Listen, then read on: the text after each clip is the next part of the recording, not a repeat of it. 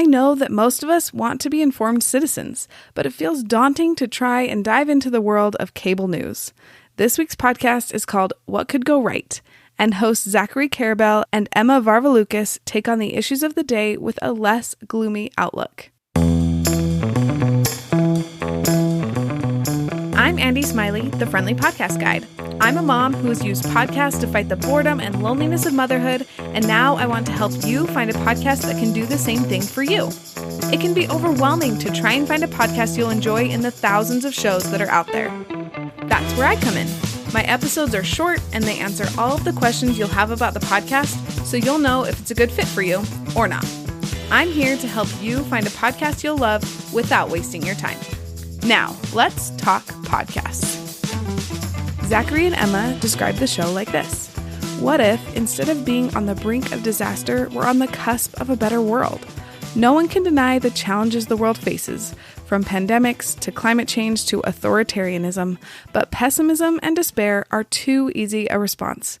Each week, the hosts convene a diverse panel of experts to discuss the central issues of our era. They emerge from their conversations with a counterintuitive but informed take. Progress is on its way. The length of each episode is about an hour. The series is ongoing with new episodes available on Wednesdays. Before we learn more about the vibe of the show, we're going to take a quick break to talk about Olive and June nail polish. I love having nail polish on, but I don't handle it well when my nail polish starts to chip a day or two after I paint my nails. That is where Olive and June comes in. I use their Mani system, and my nail polish will stay on for a week with no chipping. It brings me so much joy every time I look at my nails with these fun colors, and I want you to have that joy too. You can get 20% off a Mani or Pedi system by using the affiliate link in the show notes. Now we get to hear from Emma as she discusses the beauty of seeing potential instead of just despair in our world. Emma, thank you so much for being on the show today. Can you introduce yourself a little bit before we dive into your show? Sure. Yeah. So thank you so much for having me, first of all. So I have been in nonprofit media for a little over 10 years.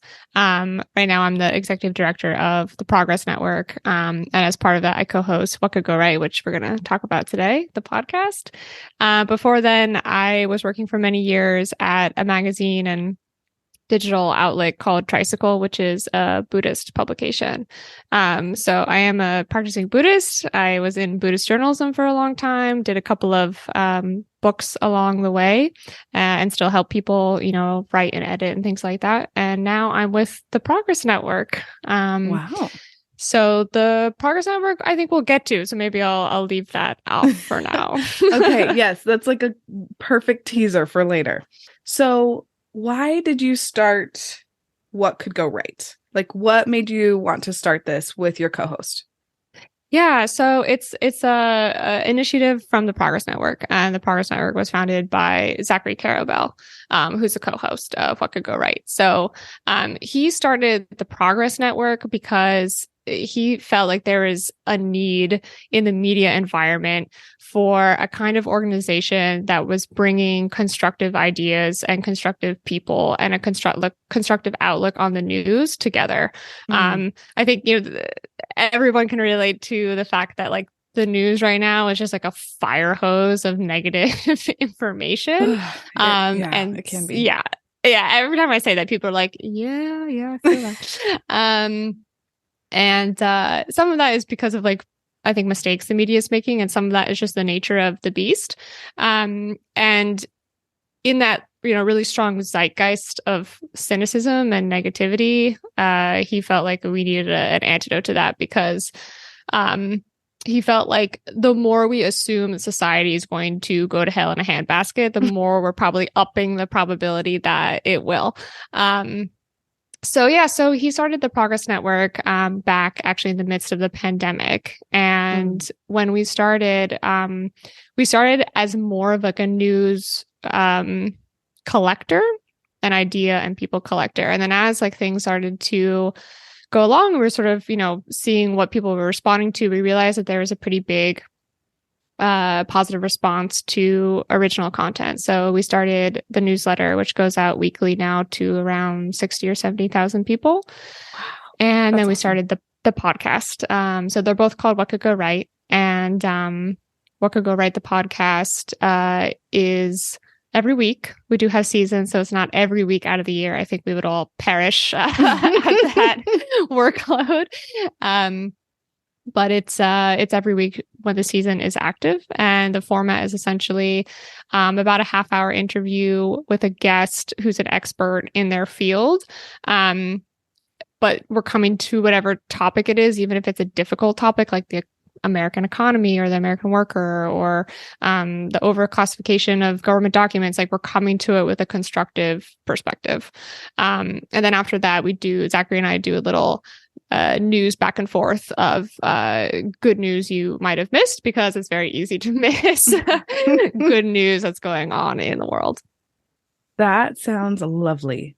Thank you. Thank you for putting this together. That's such a like a breath of fresh air for the world that we live in is sometimes a downer. So that's nice to be a bright spot in that. I hope so. Bummer news that can be out there. So I feel like you've touched on it a little bit about being like not lighter, but trying to look at the positive side of news and just the world around us. But can you dive a little deeper into what you want people to get out of your podcast? Yeah, I think first of all, we want to provide people with a way to engage with difficult topics and the news and just like the sheer amount of information that's out there in a way that's not positive, like I'm going to like leave with a smile, but positive in that like they're not shutting down, becoming apathetic, becoming cynical. Mm-hmm. We really do want people to feel like it provides an entry point to engagement and also just engagement as a citizen. So we're nonpartisan. We're not trying to direct people to think one way or another or vote one way or another. We just want people to participate and feel that they can be a I'm trying to avoid using the word constructive again, but yeah, it's to be a constructive participant in both the news and everything that affects, and just like seeing their country and the world around them in a way that provides them with a sense of agency. Because I think like part of the danger of getting overwhelmed with the news and just kind of overwhelmed by how politics is and overwhelmed just in general is that people become very disempowered, very feeling like they don't have agency over anything, that they're maybe not even capable of understanding what's going on, and that there's really no point anyway because climate change or because the Republicans or because the Democrats or whatever each person's personal thing is. And we want to be an antidote to that. Definitely. Yeah. I like that you said, well, okay, now I don't know if you said the exact words, but this is what I felt like. You don't want people to give up, right? You want people to feel empowered to do something instead of being like, well, there's too much, I can't do anything. And I love the idea of being able to help people do something that they're passionate about.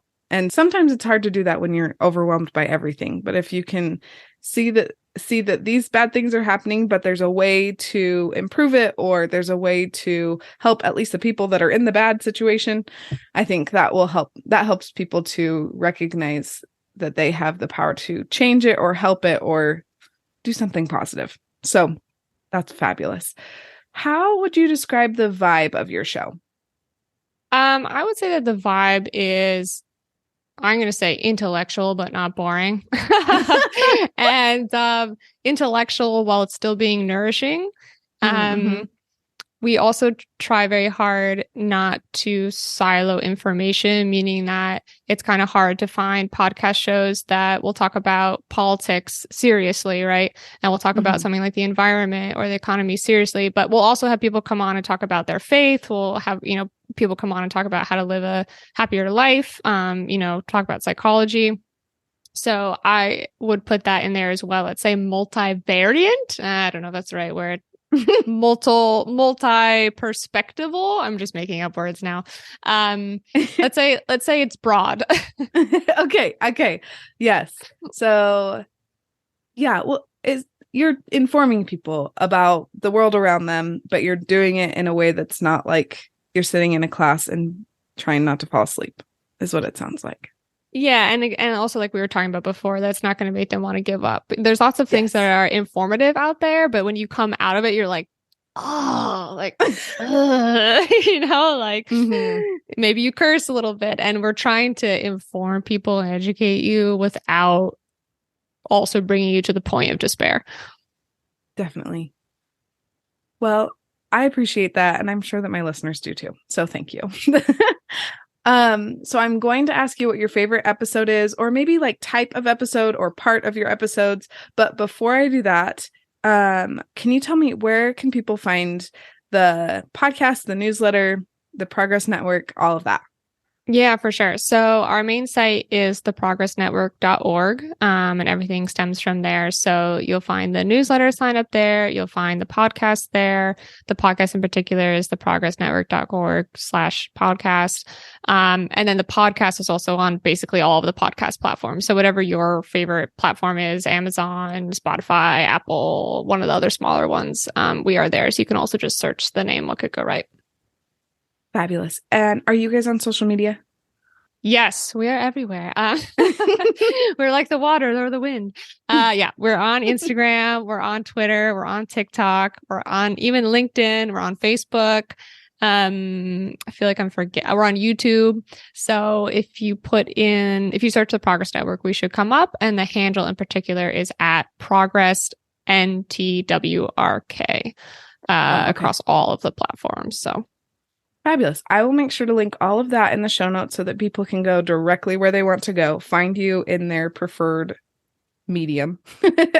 And now, can you tell me your favorite episode or part of your episode? I know it's kind of hard when it's like a weekly thing, but do you have a favorite one that sticks out, or a couple? Yeah, so it's funny. Zachary makes a joke a lot on the podcast, like we can't pick between our children, like picking between interviews is like picking between our kids. So I don't want to say like a favorite, but I can say I'm going to give you the one that's like the most listened to, and I'm going to give you a recent one that I really, really liked. This was, well, actually, by the time this comes out, it might not be recent anymore, but it's recent at the time of recording. And that's one with Matthew Connolly about government classification.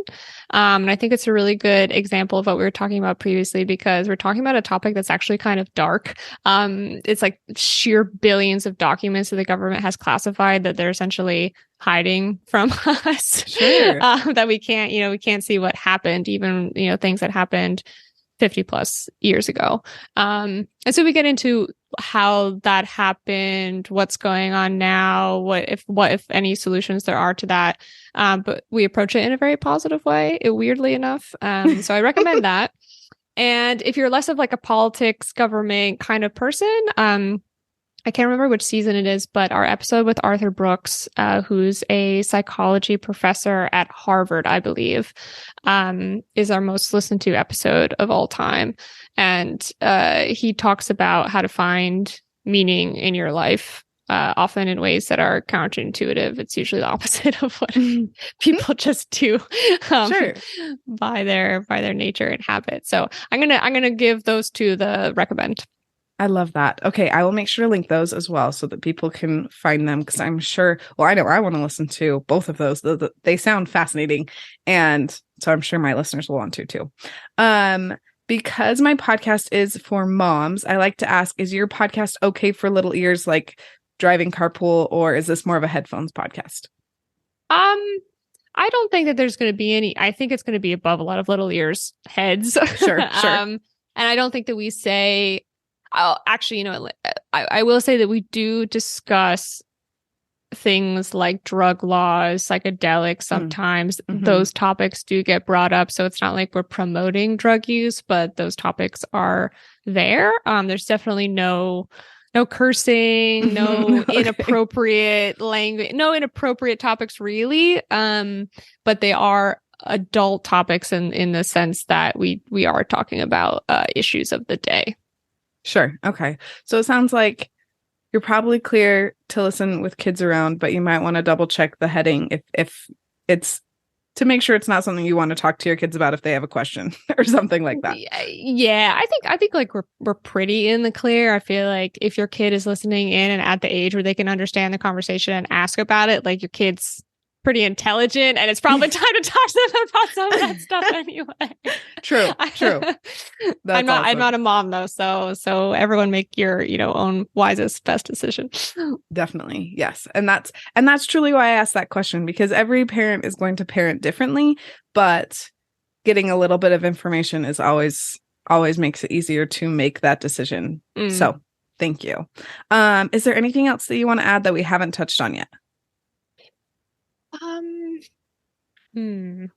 think just I am definitely a passionate advocate of people being able to engage with the news and it being an important part of being, a citizen in our democracy of the United States. I know that sometimes it can feel really, really hard because everyone's lives are so busy, especially parents. They have a full plate. And I know that the podcast is not one where you can kind of shut your brain off.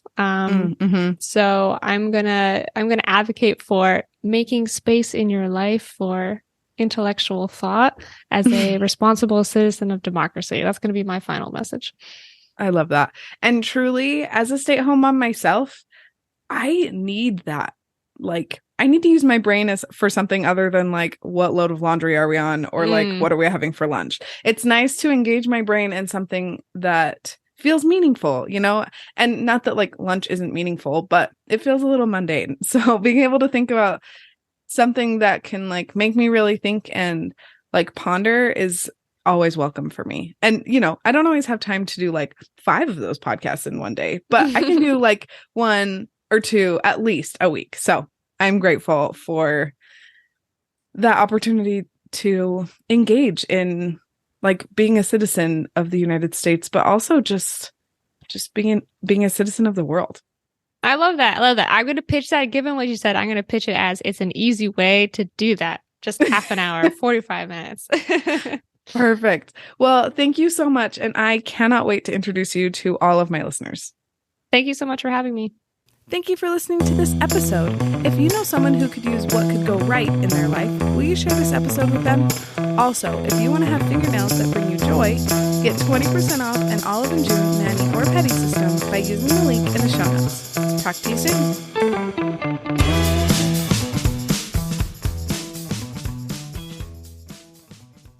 I haven't been on a podcast that's 10 minutes, so I'm like used to being a little loquacious. So I'm going to try to be short and sweet, but just cut me off, if you need to. Okay.